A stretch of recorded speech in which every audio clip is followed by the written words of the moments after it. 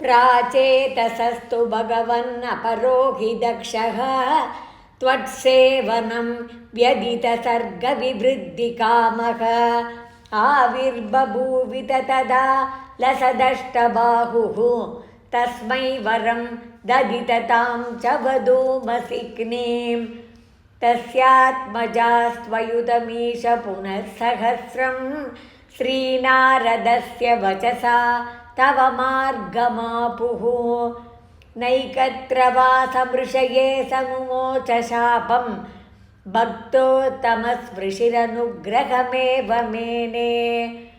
षष्ट्या ततो तुहितृभिः सृजतः कुलौगान् दौहित्रसूनुरततस्य स विश्वरूपः त्वत्स्तोत्रवर्णितमजापयदिन्द्रमाजौ देवत्वदीयमहिमा खलु सर्वजैत्रः प्राक्षूरसेन विषये किल चित्रकेतुः पुत्राग्रही नृपतिरङ्गिरसः प्रभावात् लब्ध्वैकपुत्रमथ तत्र हते सपत्नी सङ्गैरमुह्यदवशस्तव माययासौ तं नारदस्तु सममङ्गिरसादयालुः सम्प्राप्य तावदुपदर्श्य सुतस्य जीवं कस्यामि पुत्र इति तस्य गिरा विमोहं त्यक्त्वा त्वदर्चनविधौ नृपतिं न्ययुङ्क्त स्तोत्रं च मन्त्रमपि नारदतोतलब्ध्वा तोषाय शेषवपुषो ननु ते तपस्यन् विद्याधराधिपतितां सहि सप्तरात्रे लब्ध्वाप्यकुण्ठमतिरन्वभजद्भवन्पन्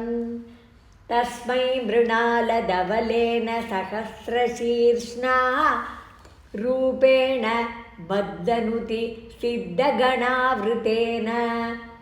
प्रादुर्भवन्नचिरतो नुतिभिः प्रसन्नः दत्त्वात्मतत्त्वमनुगृह्य गिरो दधात त्वद्भक्तिमौलिरतसोऽपि च लक्षलक्षं वर्षाणि हर्षुलमना भुवनेषु कामं सङ्गापयन् गुणगणं तव सुन्दरीभिः सङ्गादिरेकरहितो ललितं चचार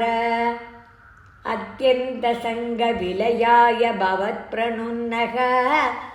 नूनं सरौप्यगिरिमाप्यमहत्समाजे निःशङ्गमङ्गकृतवल्लभमङ्गजारिं तं शङ्करं परिहसन्नु मयाभिषेपे निःसम्भ्रमस्त्वयमयाचितशापमोक्षो वृत्रासुरत्वमुपगम्य सुरेन्द्रयोधी भक्त्यात्मतत्त्वकथनैः समरे विचित्रं शत्रोरपि भ्रममपास्य गतः पदं ते त्वत्सेवनेन दितिरिन्द्र वदोद्यतापि तान् प्रत्युतेन्द्रसुहृदो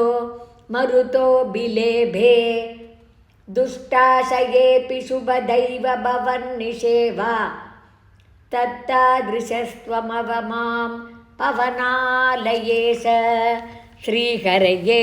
नमः गोपिका जीवनस्मरणं गोविन्द